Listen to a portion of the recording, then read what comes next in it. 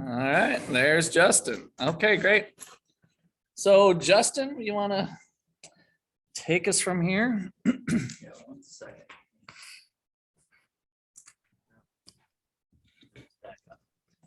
So we're going to be having 2 meetings, and we're going to be talking about Bitcoin and its origin, what we think about it from an economic standpoint, from a philosophical standpoint, and we're going to be using the book, The Bitcoin Standard by Saifedean Ammous.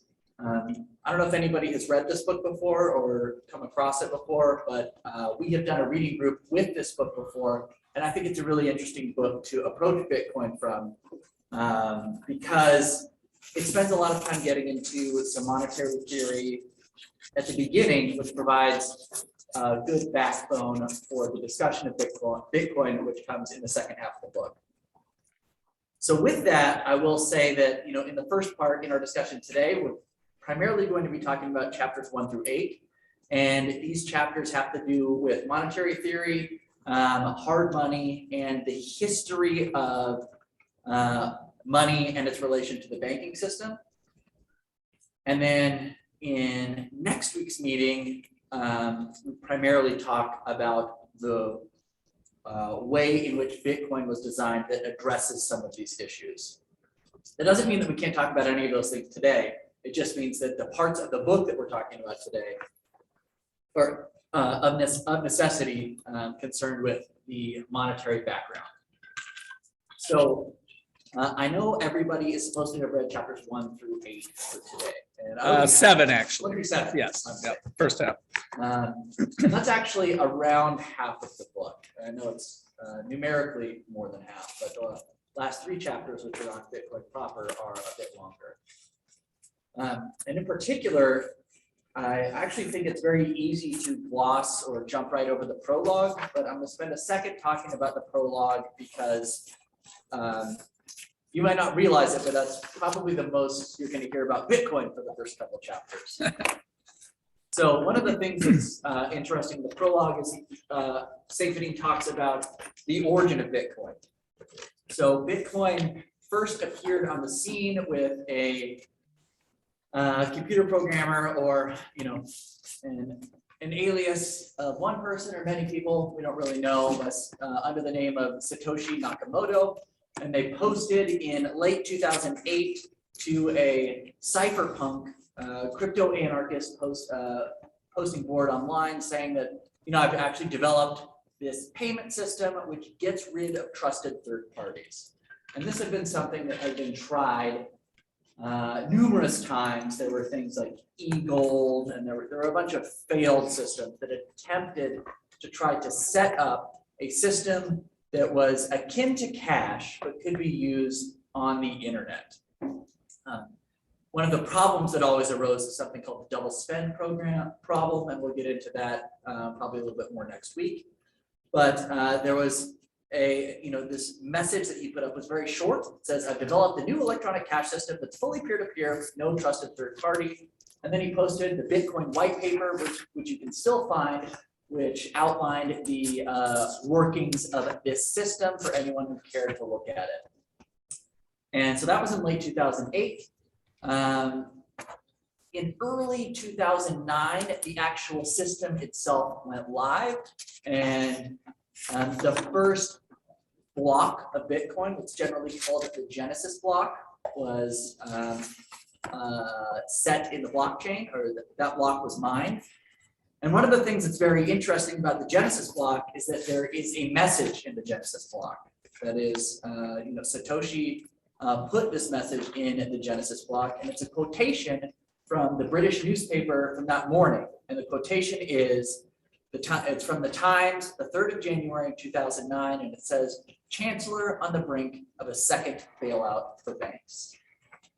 And I think that's important. And it's important for the same reason that Saifedean spends so much time talking about monetary policy, which is there is an explicit, you could even call it a political philosophy, but definitely an economic and monetary policy that Bitcoin is built on. And to understand why Bitcoin operates the way that it does and the problem that it's designed and hopes to solve, it's helpful to understand that monetary policy. So I don't consider the point of reading this book to convince you that that monetary policy is true, but I think it's a very useful exercise to at least understand that monetary policy and know that the thesis of the people who put Bitcoin together is that if that monetary policy is true, then Bitcoin should succeed. So that was in 2009. In late 2009, the first purchase of Bitcoin for US dollars happened. Somebody bought 5,050 Bitcoins for $1 US. That was on October 9th in 2009, or in October of 2009. Later still in that year, the first purchase of goods with Bitcoins happened. This was, actually I think this was shortly after the next year.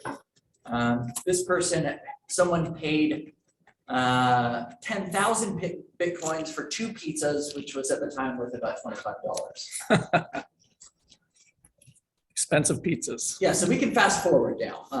The current price of Bitcoin is $44,000, give or take, $500. I think I checked it last night. Yeah, I saw it earlier about that. So $44,000 per Bitcoin.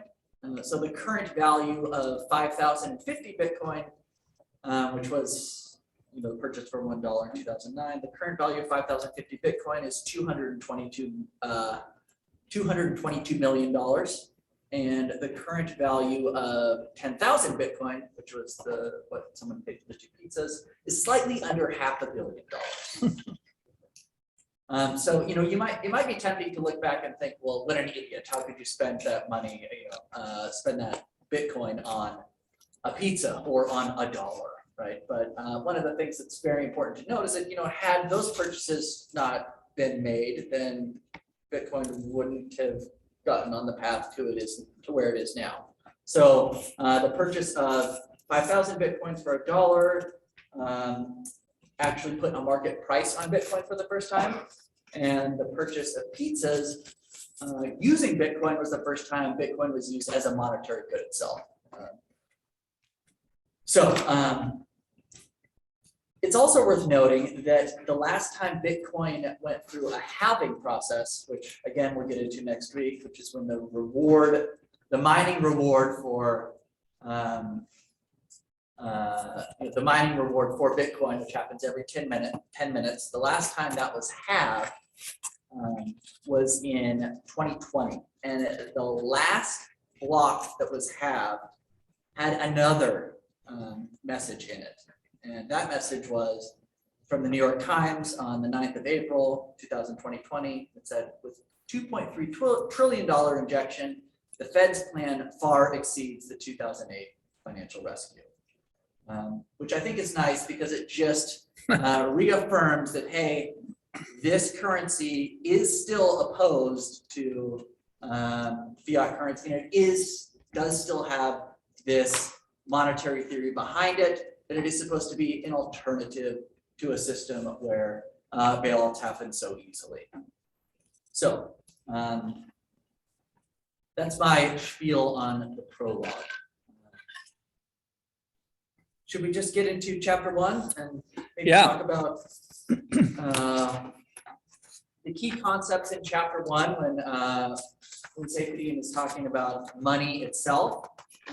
He gives some desiderata, or things that we would want out of any commodity that we would want to function as money. So these are things like salability over time, divisibility, and these depend on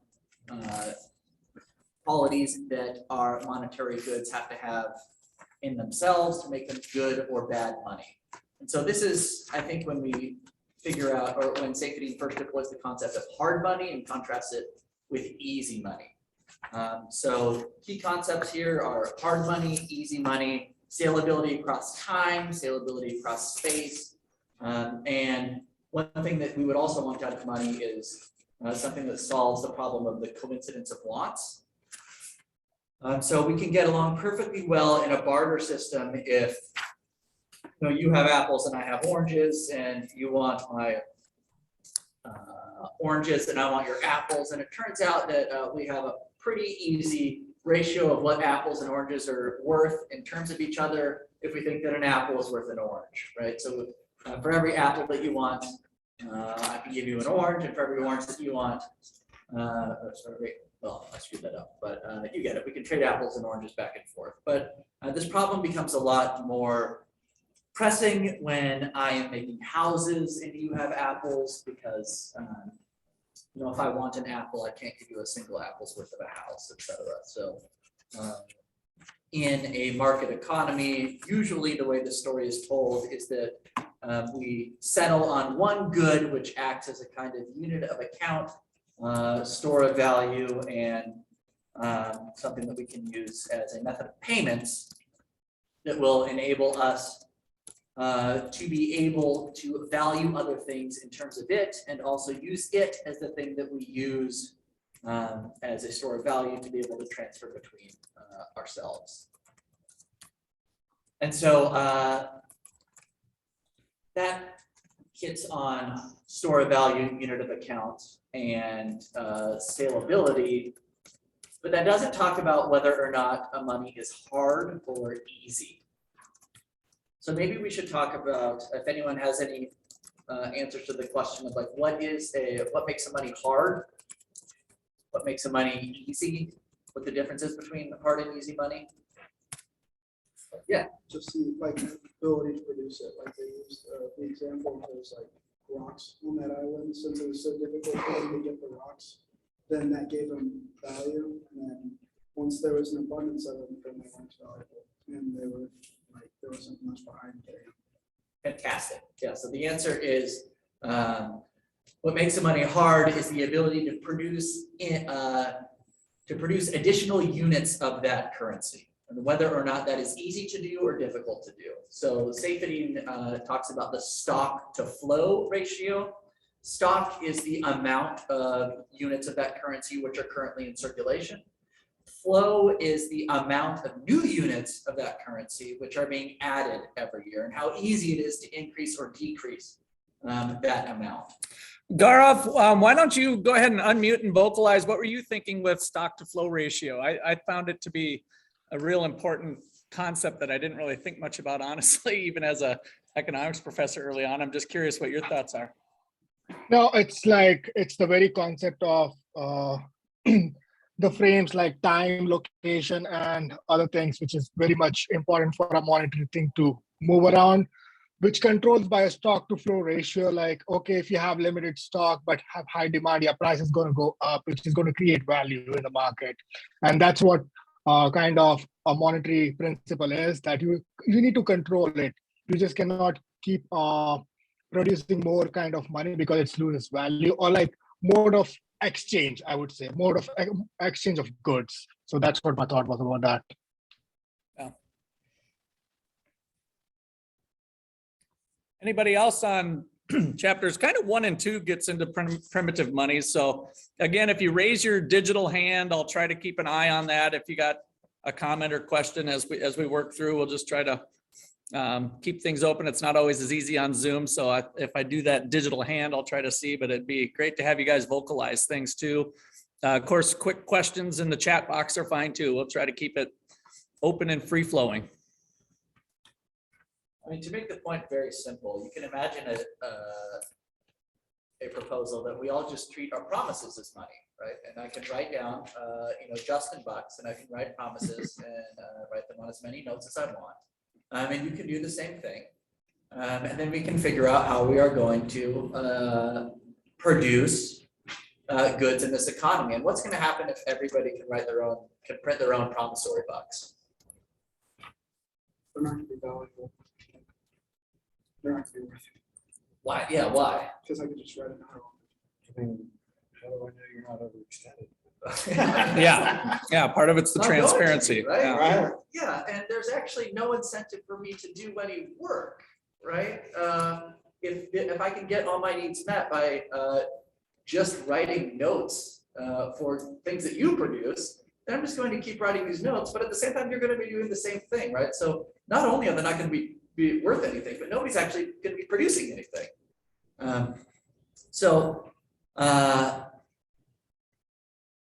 If we want a money that is going to incentivize the structure of wealth production in the right manner, we want a money that is, in Saifedean sense, hard in the sense that it has a stock to flow ratio that is high, which means, I really wish he had said flow to stock ratio. Yeah. But a stock to flow ratio that's high means that the stock is large and the amount of increase is always very, very small every year, right? And you would also want the increase in the amount of stock to not only be small, small is great, but predictably small is good too. Unpredictable is bad, and unpredictably bad is a disaster.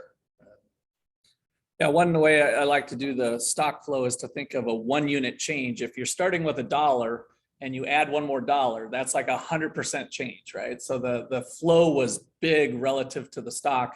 Whereas if you've got $100 and you add 1 unit change of $1, it's basically 1%.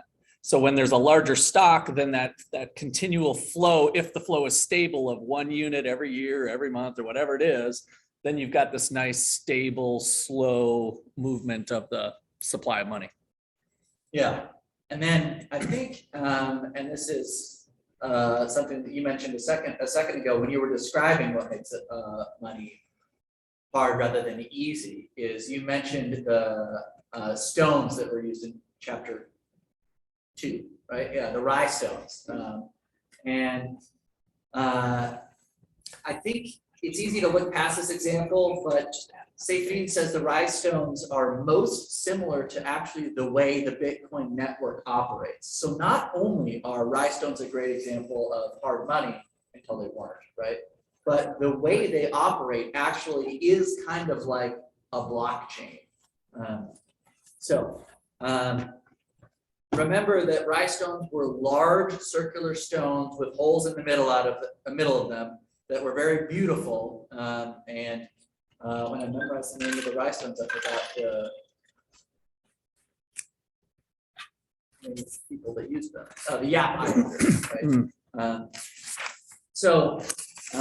In the Yap Islands, there was a fixed amount of rye stones. And the reason the amount of rye stones was fixed was because they were made out of, I believe, limestone. And there actually wasn't any limestone on the islands which used the rye stones as currency.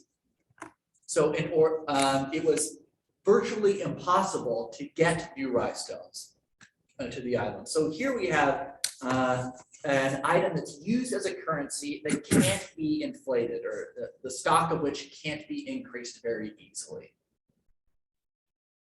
Now, how did you come to own the rye stones? Do you remember this? No, I don't. Aiden, you got it? I know the ownership was public, but people would just exchange like services for the stones, and then they would let everyone know that it switched ownership. Exactly. You acquired rye stones by performing a service to gain money, just like you would today. But instead of somebody handing you like a dollar bill, what would happen is somebody would just say like, oh hey, Justin now owns an 1/8 of the rye stone or whatever. So even though no stone was actually, you didn't like move the rye stone to your house or anything, it was too large to do that. What happened was there was a public consensus, and when you gained ownership of a portion or a whole rye stone, what happened was the community just knew it. Does that make sense? Mm-hmm. And so this is actually a kind of primitive version of something that will rear its head again when we discuss the way the blockchain operates. But it's important to note that rye stones were, at least for a time, uninflatable, and that the way you owned it, your portion of the rye stone, was by is kind of that it was publicly known that you were the owner of it. And the rhinestone didn't change quantity then, correct? Like it was just one big stone and you got an eighth of it.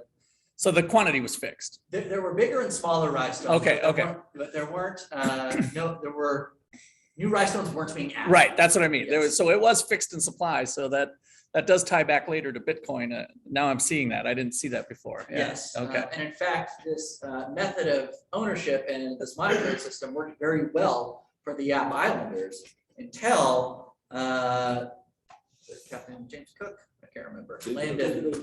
What? David O'Keefe, yeah. Captain David O'Keefe landed there and figured out, wait a minute, these people like rhinestones, I can go sail to this other place and forge the stones and bring them over. And so he then inflated the rhinestones, and then the currency didn't work anymore, right? But there's a whole monetary history in the success and the failure mode of the rhinestones for the Yap Islanders. Yeah. Now, in the West, we have never had rhinestones, but we have had harder and weaker or forms of money. And usually when people point to the hardest form of money that we've had in the West, it's been gold, right? Right. And we were on the gold standard for a long time. We're actually on a bunch of different metallic standards. There was a bimetallism standard for a while, but for the most part, most people, even when there were multiple metallurgical standards, the gold standard was the gold standard of metals. Gaurav has a question or Oh, yes. comment. So sorry to interrupt you. You were mentioning the same thing. So just the way O'Keefe, the sailor who came and reduced the value of the Yap stone, are the other competitors in the cryptocurrency market is the representation of that sailor? Because Bitcoin at some point of time was champion of this thing, but now you have different varieties of other type of cryptocurrencies. So is that we are moving in the same direction? That's a great question. I think to answer that, the problem with the rhinestones being inflated was that more rhinestones were actually imported. It is cryptographically and computationally at this point impossible to inflate the actual amount of Bitcoin. But your question is, could other cryptos play the same role that the increasing rhinestones have in diluting the value of Bitcoin, right? And I think the answer to that, the honest answer has to be, well, possibly, right? It's certainly conceptually possible. If you are a kind of Bitcoin maximalist, which cards on the table, I am, right? You would answer something like, if that were going to happen, I think we would have expected it to happen by now. And there are reasons in terms of Schelling points, which is an economic or a game theory concept, which is you are trying to guess what another person is also going to guess, or to arrive at a place that you think other people are also going to arrive, where Bitcoin has the largest market share of crypto and has had it for such a long time. And it is so much more cryptographically secure than almost all of the other cryptocurrencies available. I think this, second place is probably Ether. We can have a talk about Ether's currencies and scheduling policy. It isn't hard capped in the way that Bitcoin is.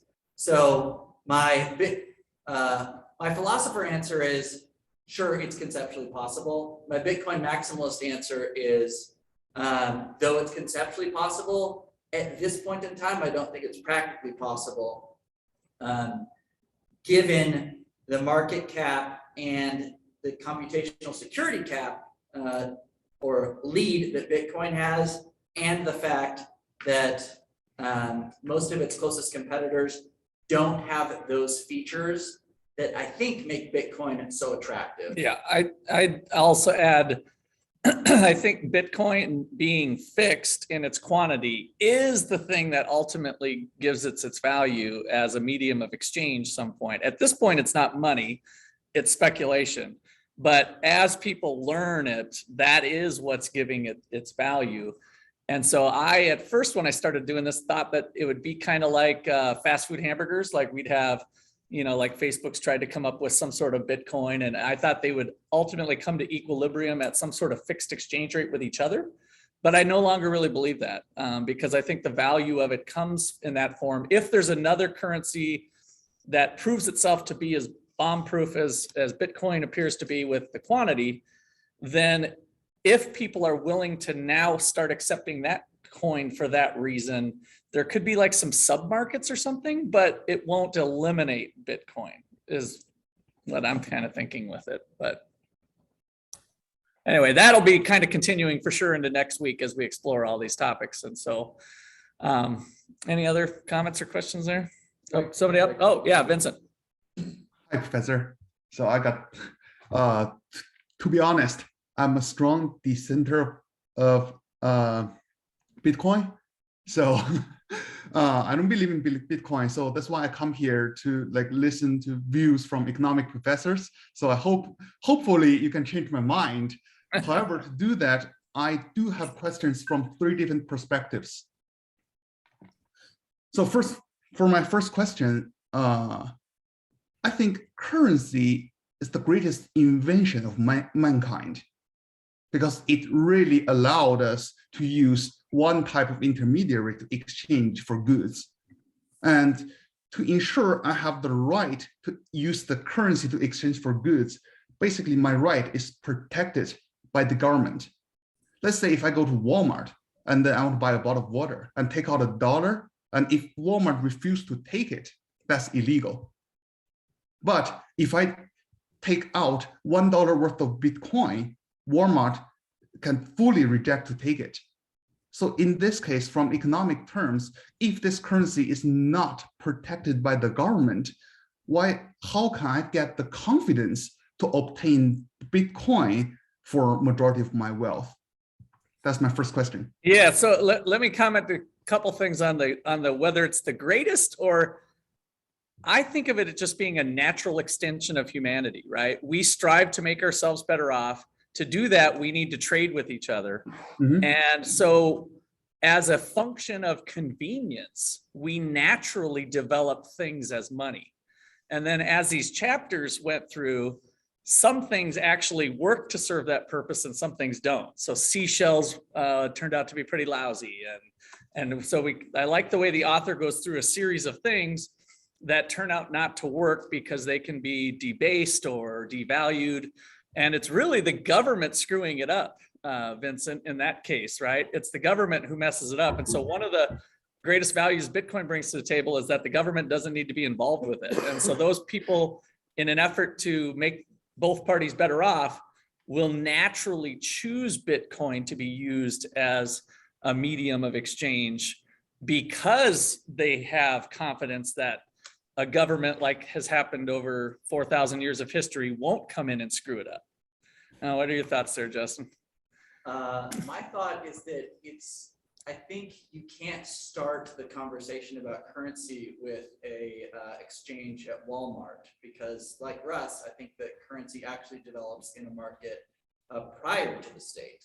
And what has happened historically with almost every currency is that, those notes that you are exchanging at Walmart for a bottle of water, those started out as guarantees by the government to be redeemable for the commodity that the market had actually previously settled on as being the unit of exchange, which was gold.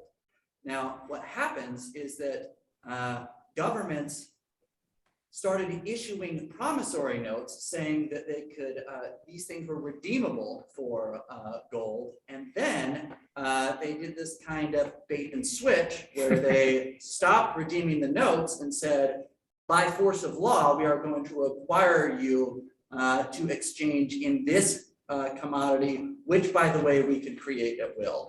Now, the economic theory behind Bitcoin, which, or at least the one that Saifedean is pushing, which is the Austrian theory of the business cycle, says that once that happens, what you should expect is inflation and inflationary procedures that will result in economic boom and bust cycles as economies make malinvestments. So whether or not this theory is correct, I think you should judge based on a historical look at what has happened since the governments have taken or closed the gold window, these kinds of things, and seen whether or not these promissory notes have kept their value or lost their value. And the last year or so is pretty good, interesting evidence here of recent. So Yeah. So I think that when you say that governments are what grant currency its greatest invention ever status, I would push back on that and say I think governments actually kind of see something that works and then say, actually, we did that. And then they substitute their own creation for the thing that actually works. And it turns out that their creation doesn't work in the long run. yeah. And Vincent, did you have another second thing to cover? Of course, I do have, because I have questions from 3 different perspectives. So my second perspective is from the technology perspective. So one of the features for Bitcoin is people will say it's safe because it uses the blockchain technology. For Bitcoin, it uses the hash algorithm. Basically, people's graphic card needs to calculate 2 to the 72th power. And then after doing that complex calculation, the system will reward people the Bitcoin. However, actually, there is a Chinese firm called Huawei. I'm pretty sure you guys heard about it. Mm-hmm. So they proved the blockchain technology is not safe.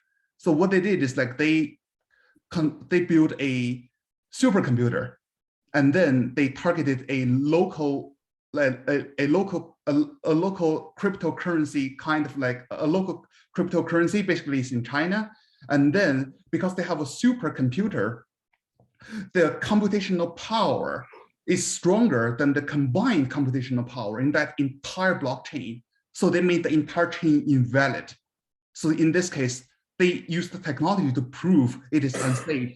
And then the CEO of Huawei also said, by the year of 2030, they are going to have a quantum computer, and the computational power of that quantum computer is going to be 1 million times faster than Google's current Sycamore.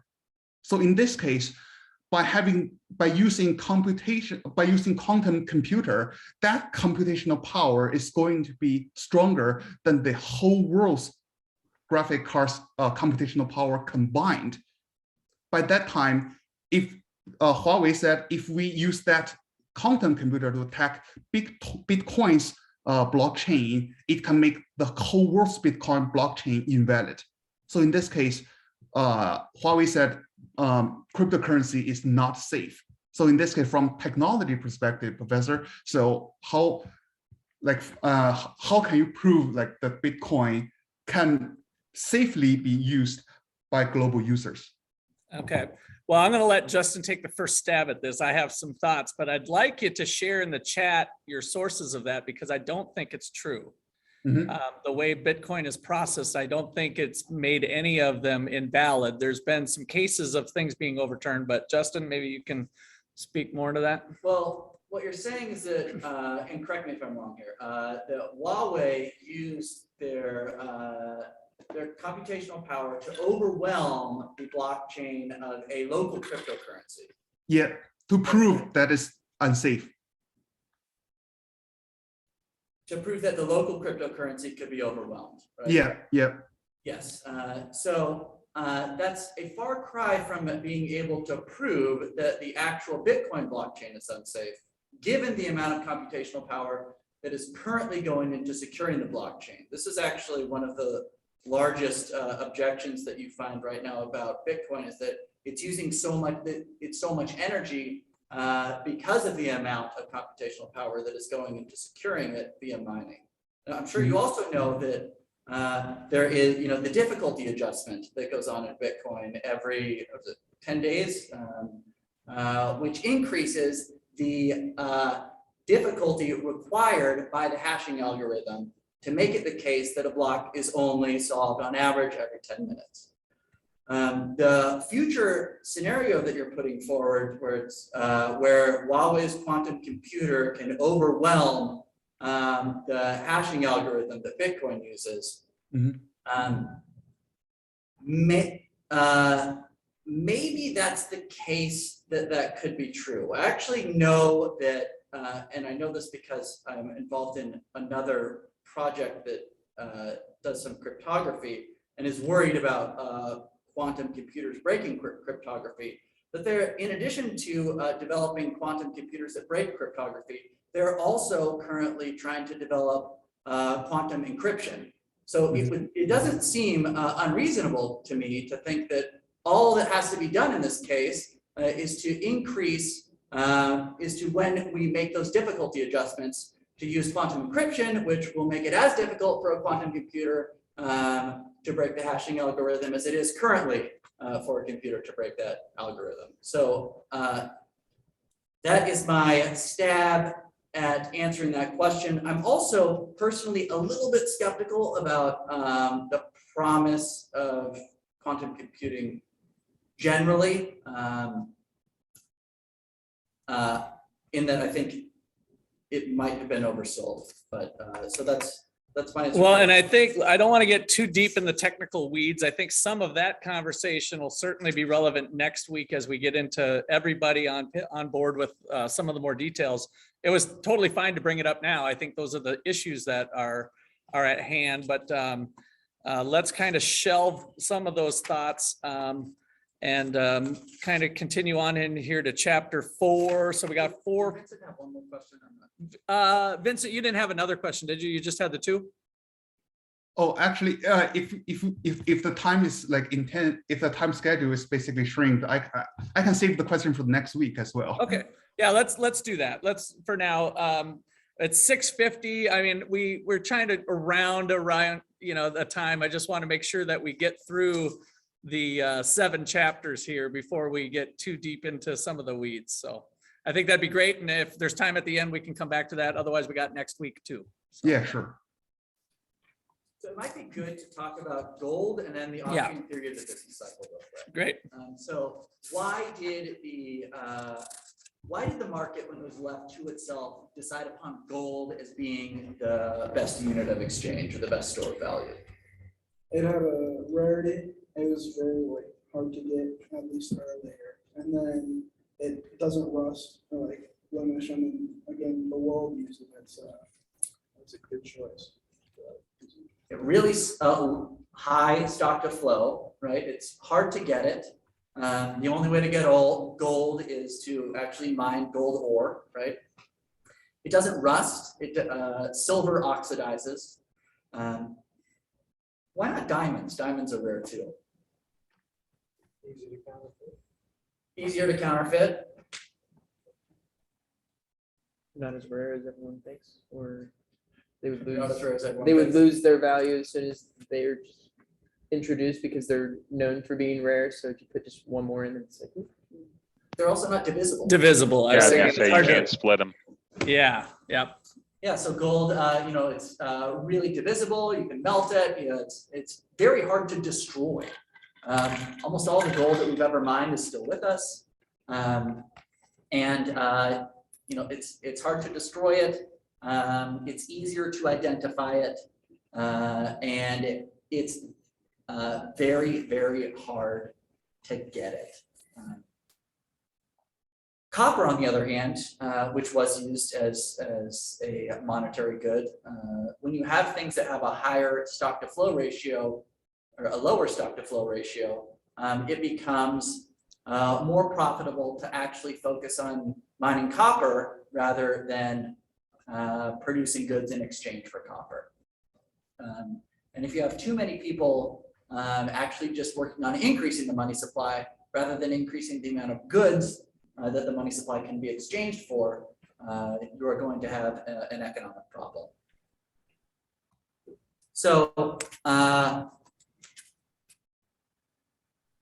what about how did we switch from, and I guess we went into this a little bit in the explanation a couple minutes ago.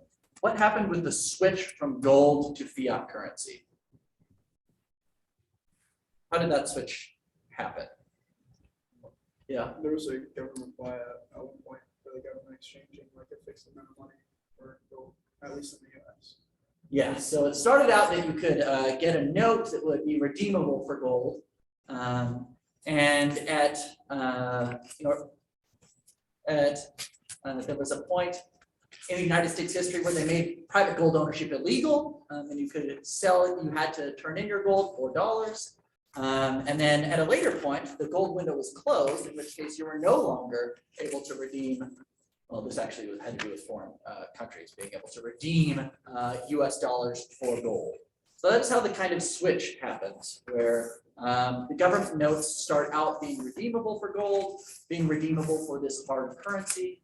And when notes are redeemable for this hard currency, that places a cap on the amount of notes that can be issued.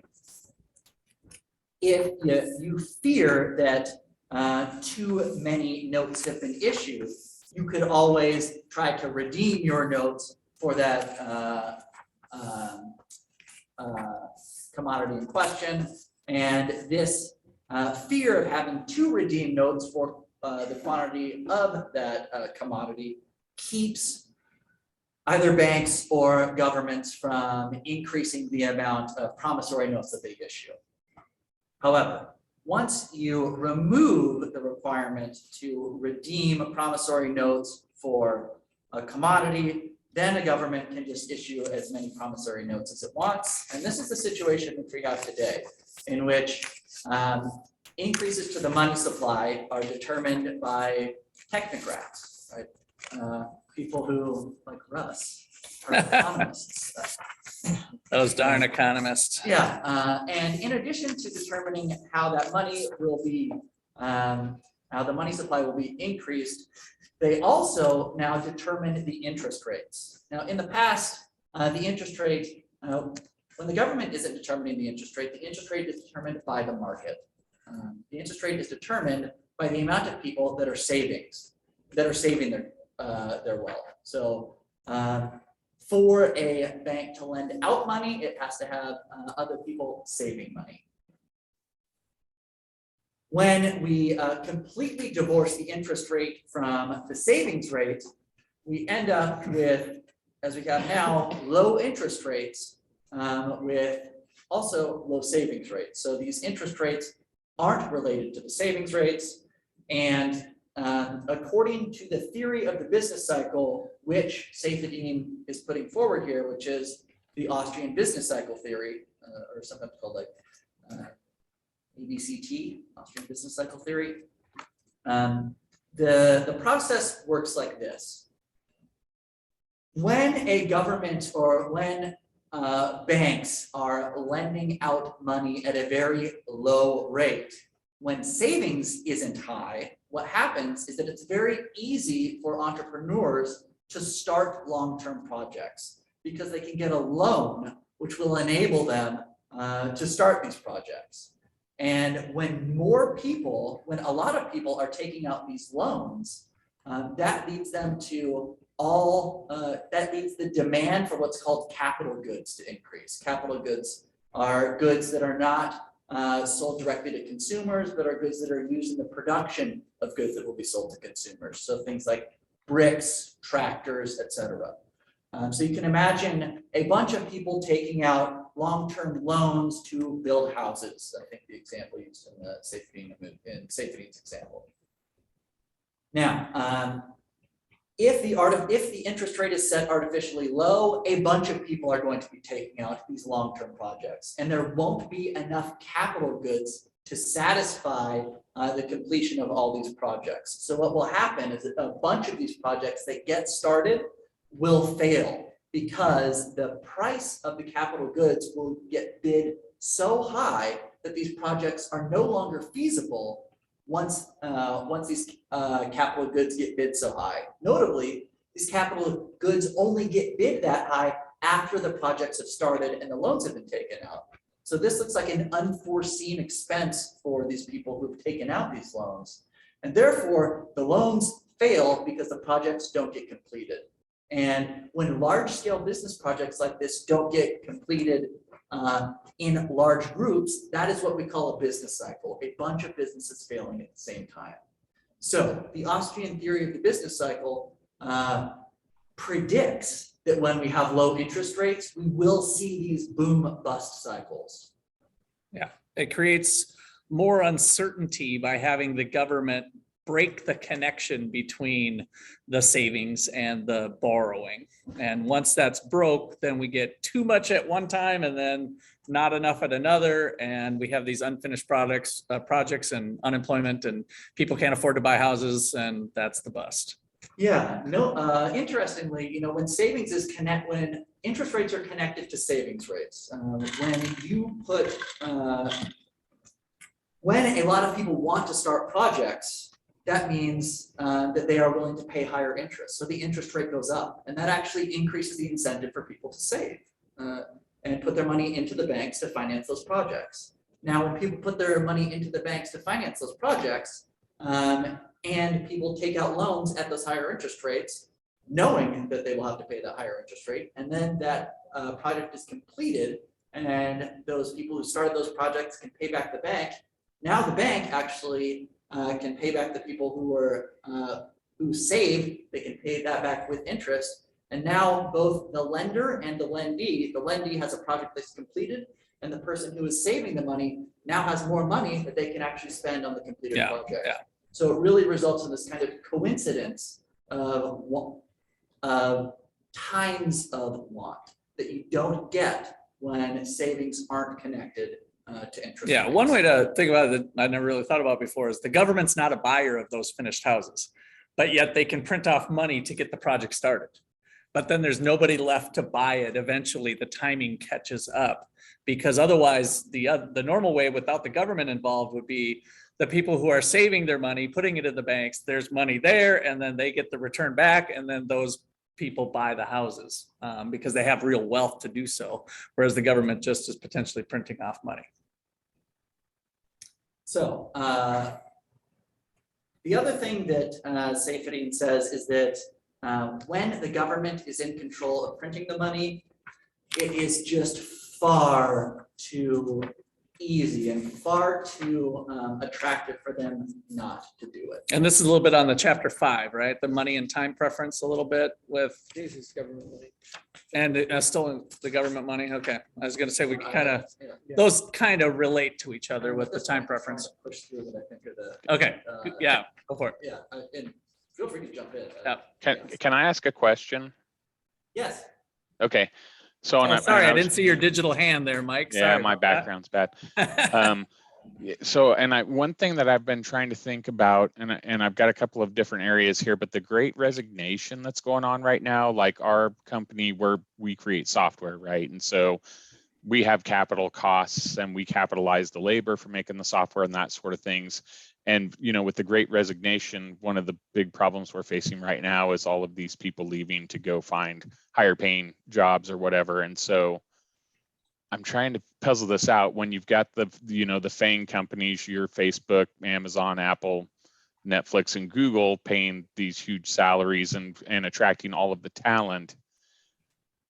Is this kind of trickling down in this same fashion too? I mean, and somebody like a Facebook, you know, trying to figure out where all they're getting their capital from, you know, I'm sure that they're either taking loans and obviously they make money from advertising or selling their data or whatever, but and they have some like hard capital things that they're spending money on, whether it's campuses or whatever, you know, servers and all that kind of thing. But as far as the Great Resignation, I mean, this is a huge, super disruptive thing going on that feels kind of unprecedented, you know, and it almost feels like what we're saying here about this kind of free money concept I would think has to somehow behind the scenes be fueling this too. So, I mean, are these companies going to the government and getting these super low interest rate financing and just turning around and sucking up all the talent with it? I think you make a good point, Mike, and I think I see your line of thinking, and I think you're kind of right in there. So the Facebooks who I like, it's called cronyism in economics, big government and big business playing kissy face. Well, if you're the first one to get the government handout when the government is printing out money and you're the first one to get dibs on it, then it does allow you to maybe pay higher than normal wages, just the things that you were just describing. But then at the end of the day, it was kind of fake money and you're the one who's laying off those workers when it doesn't work out. But it did work out in the short run. So I think in terms of you thinking about the timing of things with some of the FANG companies and maybe what's going on, you know your world better than I. It sounds very plausible what you're talking about. In economics, I mean, the Kantian effect, right, is that the people who get printed money first actually are able to benefit from the increase in that money supply. They are able to pay, like T1 prices for T2, Right. So that's one way in which the people who get the money first actually can get more value for that money rather than having prices adjust after they push that money into the market. And the second thing, though, which I also think you were getting at, Mike, and Russ was getting at this too, is that when you have the state creating and distributing money like this, it's actually of benefit to the largest firms possible because you can, you can absorb costs better, and you can actually also get be first in line for that money when it comes time to get those big loans. We saw who got loans both in 2008 and in 2019, and it's corporations that are too big to fail. Mm-hmm. Yeah. One other thing, and this is something that I've thought about for a long time too, with businesses like Facebook, is the service that they offer is free, right? You don't have to pay anything to belong to Facebook, but money doesn't come from, I mean, it has to come from somewhere, right? And the only thing that I can think of is they charge for advertising, or they, other companies buy data from them. Well, those companies have to get the money from somewhere. Where are they getting the money from? They turn around and they're charging the people that buy their products and services. They're basically rolling that into the cost of those products and services. And, I have all these relatives. They're like, oh, I refuse to be on Facebook. I'm like, you might as well be on it because you're paying for it, even if you don't realize it, because everything you buy every day, you're paying a Facebook tax on everything you do. And so I don't think people talk about that enough and realize that, oh yeah, it's a free service. It's not free. You are the product on Facebook, right? Facebook yes, 100%. Right.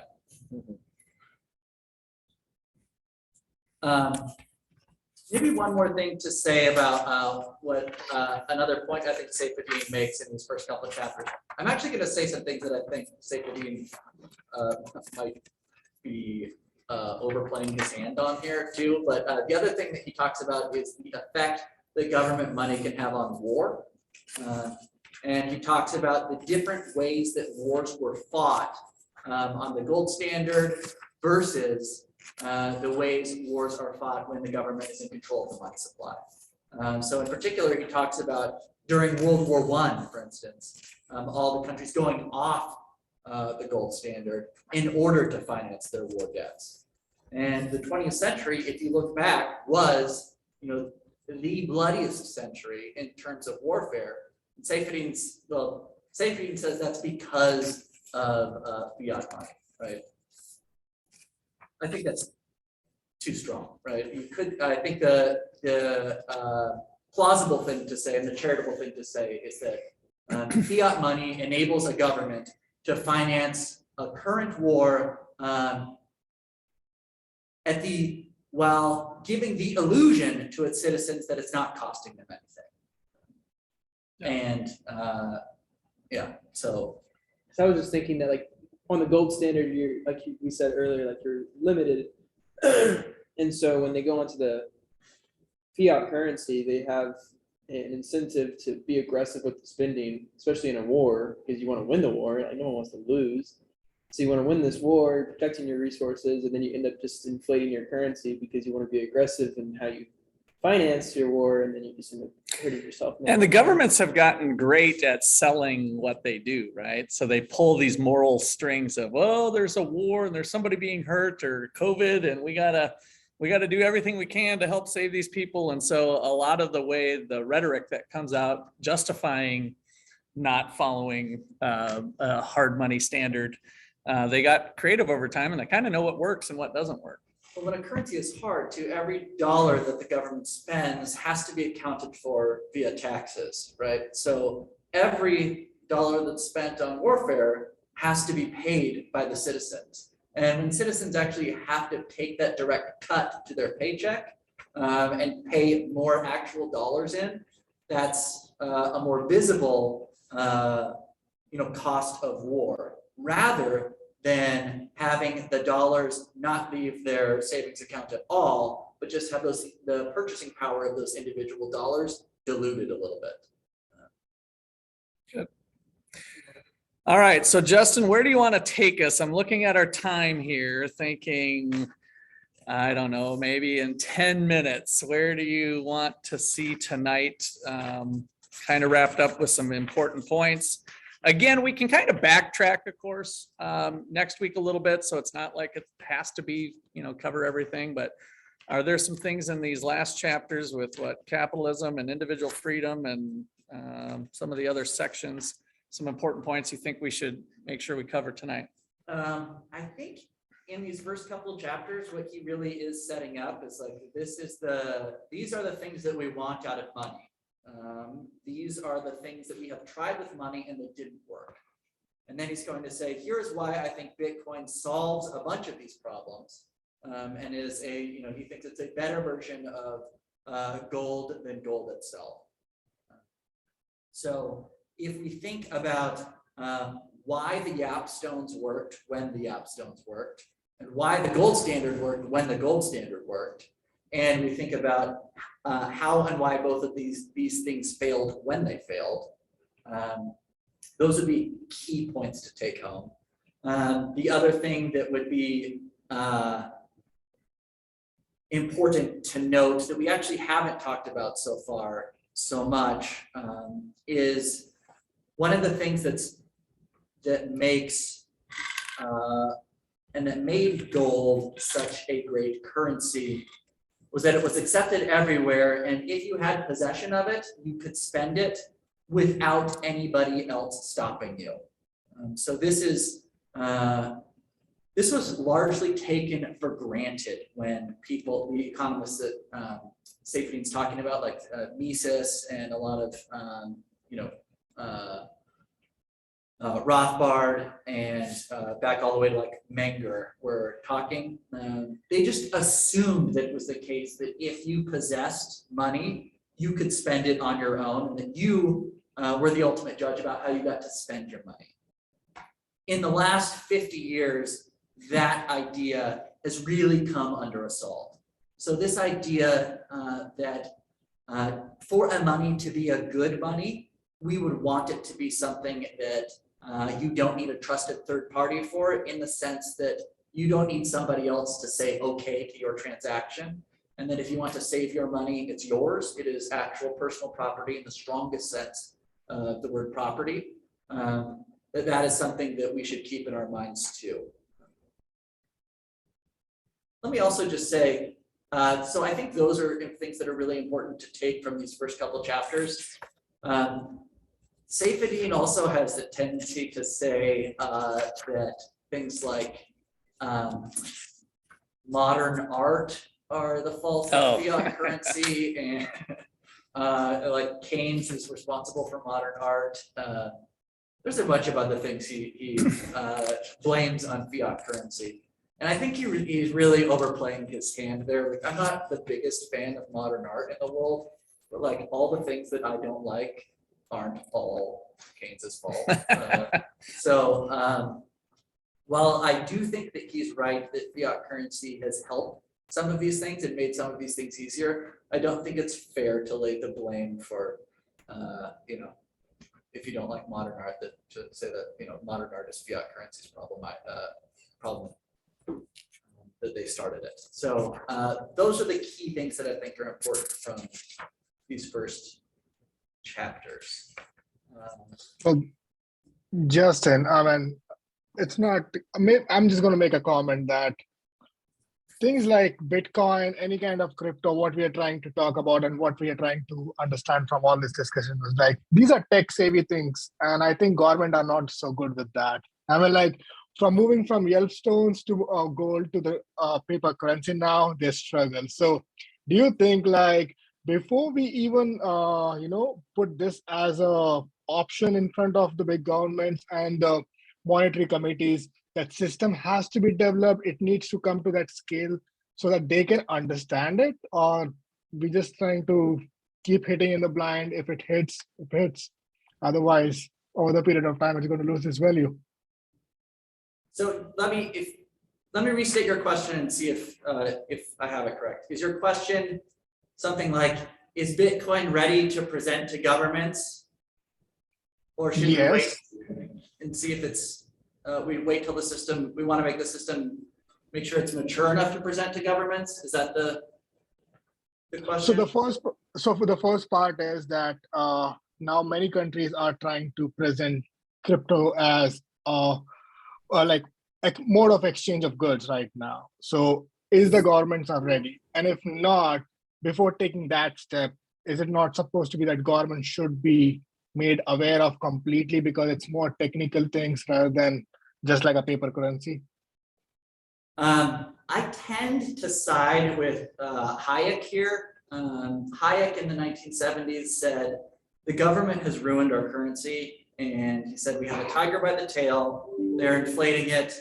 Either the inflation goes on or it just, if we try to confront the inflation, it'll destroy us. If we let the inflation run on, it'll destroy us. I'm glad I'm not going to be around when it hits the fan, essentially. And he did say, however, that I can only hope that we could come up with a private money solution. The governments will not let us do this. The only way it gets done is if it somehow slips under their radar. And so I like to think that the last 10 years, 12 years have been governments ridiculing, dismissing, ignoring, ridiculing, and now kind of starting to fight in some cases, Bitcoin or crypto. I mean, just yesterday, like Canada decided that they wanted to try to monitor crypto under their terrorism laws.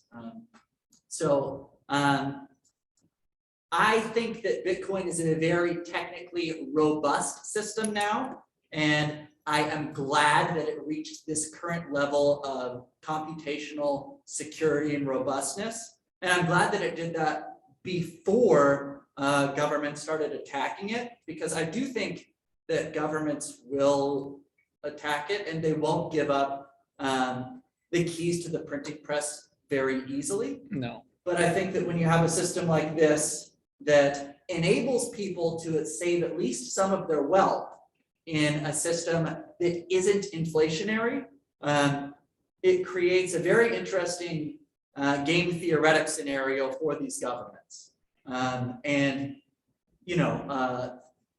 I always say I'm a crazy person, right? But I think that it's going to play out in Bitcoin's favor. And I think that the faster governments accept that Bitcoin is not going away and just come to terms with it, the governments that do that the quickest will be the ones that benefit the most from it. So like I think it's El Salvador? Nate? Yes. El Salvador, That's yeah. like taking Bitcoin and like thinking of their nation or their country's currency and building mines throughout their land and stuff. El Salvador is doing a bunch of stuff that a lot of people think is crazy, and some of it maybe is crazy, and some of it's pretty cool too. Yeah. And maybe it'll work for them, and maybe it, This is unofficial, but they dollarized, and so we don't have time to get into what that is, but basically they were irresponsible with their money historically, and so they latched onto the American dollar. And I kind of think when Bitcoin come along, they thought, oh, this is our chance to kind of get out from under the U.S.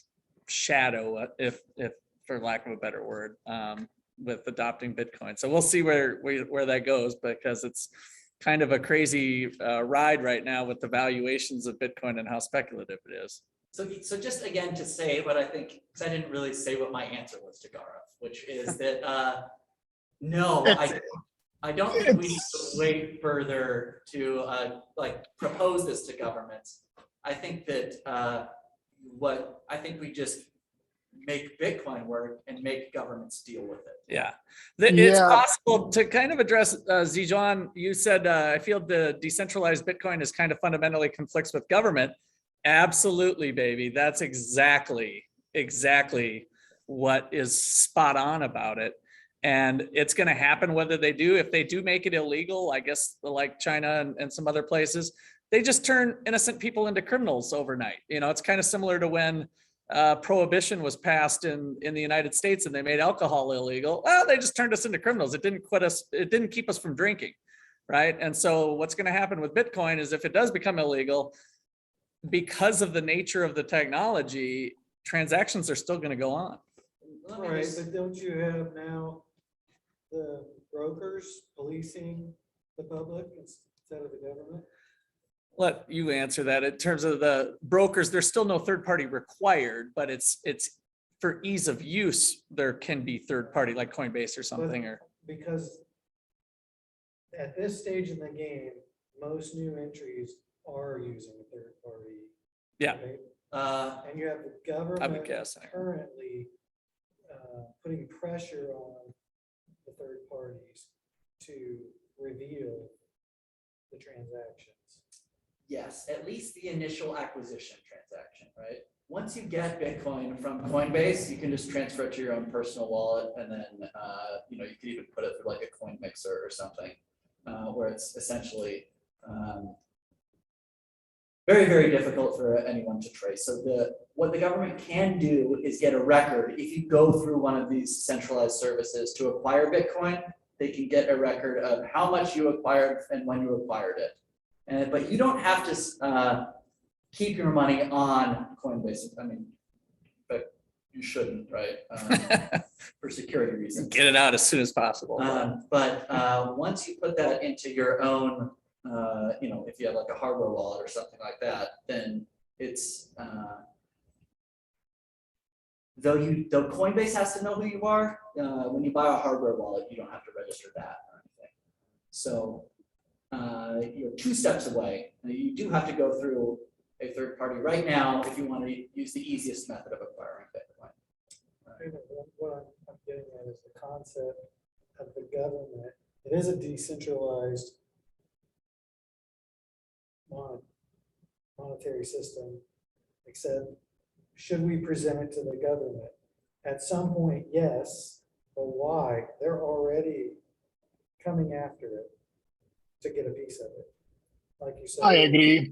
They've So been if already they taxing come in later and countries. say, no, actually, we made this up, right?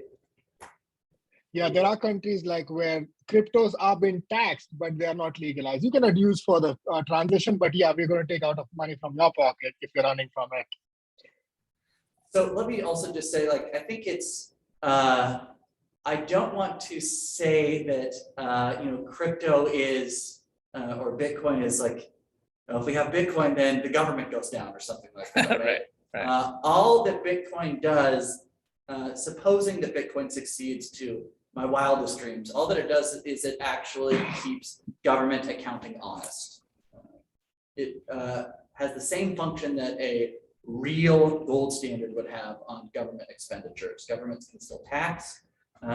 They can still do all those other kinds of things. It makes it slightly more difficult for them to tax if Bitcoin succeeds, to my wildest dreams. But governments can still tax, but what they can't do is inflate the money supply at their own will. Yeah. So, And I'd also comment, people are going to get more and more innovative at making Bitcoin easier to keep out of the government hands, the more oppressive the government gets. So we will start to become more, or people will invent different ways, wallets, different ways to transact and be able to exchange. I think that'll all become less expensive and more innovative over time in response to governments becoming more oppressive about it, would be my guess. Like a kind of like bootlegging. in a way. Yeah, exactly. Getting more and more clever at how to make our moonshine and how to sell it and distribute it. And yes, I think you're right. Okay. Any other thoughts here as we wrap up? I don't know if I have any other thoughts, but I think we've covered most of the points that I think are important from the first 7 chapters. I don't know if there's any questions. Now would be a good time, or Any last lingering questions? And then, of course, next week, starting with chapter 8, that'll get more into a little more technical side of Bitcoin. And we've dabbled in that today too, which is great, to hopefully kind of round out our understanding of it. I'm certainly no expert, by the way. I learn each time. Justin's a good couple steps ahead of me easily. And so I learn each time I hear him, because he continues to learn about it too. and things change. So any questions or comments? It's a great discussion. Good to learn. I had never been to such kind of discussions before, but yeah, I was always curious to know, like, what are these talks, what people talk actually. So I think it's a regular talk which we do on day-to-day basis, but we talk about dollars, rupees and all, but right now we're getting into more tech savvy currency right now. So it's good to learn. Thank you.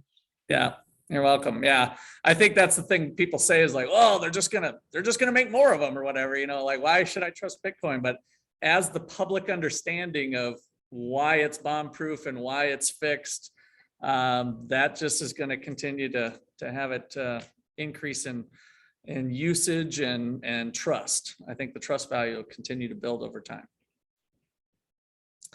Okay, anything else? All right, well, keep your eyes out on your email. You Zoom people will be communicating with some page things. We'll have, oh, I'm sorry, Ravi, go ahead. So I'm new to Bitcoin. I'm actually getting exposed to it through this book. It's a good opportunity for me. Thanks a lot for organizing this.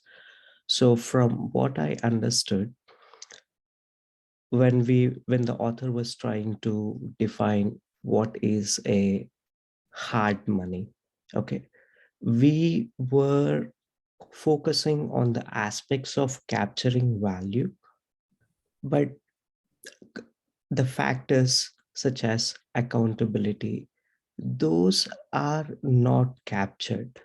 So just the point, like diamonds, why cannot diamond be hard? Some people, a subset of people, they can use diamonds to make transactions, and several transactions, people who agree on to it, they make transactions in diamonds as well.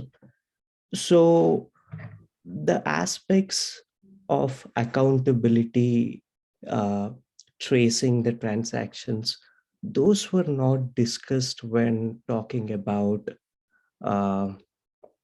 money. So are they not required? I'm hearing him talk about the blockchain aspect of it and tracking. I don't know, you got some comments to make on that, or I got a thought, but. yeah, so a lot of times, one of the reasons gold was such a good money, one of the things that people liked about gold is precisely that you didn't need to know where the gold came from. You didn't need to track it. If you had gold, any gold was good as any other gold, right? And that is that's still the case with actual cash bills today, right? That's why cash is used in the drug trade, right? Because it's very hard to trace cash bills. People want to use a unit of exchange where they don't have to usually worry about the provenance of it. Once they know that it is what it is, they know that that it is indistinguishable from any other unit of currency like that. So that is usually something that consumers want and exchangers want in a currency. one of the charges that's often leveled against Bitcoin is that, well, people use it, it's used in the drug trade or whatever. Well, yeah, so is cash, right? For some of those same reasons. Bitcoin is actually slightly easier to trace than cash because of what the blockchain is, and we can get a little bit more into that next time. But traditionally, what you actually don't want traceability in an ideal currency, because it is something that insofar as you want money to be fungible, that is any single unit of it to be worth the same amount as any other unit of it, so that you can accept it without worrying about its provenance, you don't want it to be fungible. It is only a government that wants the ability to trace the money, right? And so that aspect has arisen later. So that's, I think, why it's not included in Saifedean's list of things that he wants out of a currency. And you might disagree with him on that, but that's why, I think. Yeah, good. I don't think I have anything to add to that. And we'll get into more of the accountability and blockchain aspect next week. So, okay, good. Anything else? All right. Well, I look forward to continuing the discussion next week. So just keep your eyes open for some emails, and Luke will be sending out some things, and we'll continue the discussion. It was great listening and hearing all of your input and questions. So, and hopefully we'll be able to spread the good word of Bitcoin, because then those of you who are holding it, you know what happens to the value, right? So that's what this is all about. This is really a self-interest play on McCullough's standpoint to raise my Bitcoin. All right. Well, good night, everybody. I'll keep the line open right now, but otherwise feel free to take off and keep your eyes open. And otherwise, we'll see you next week.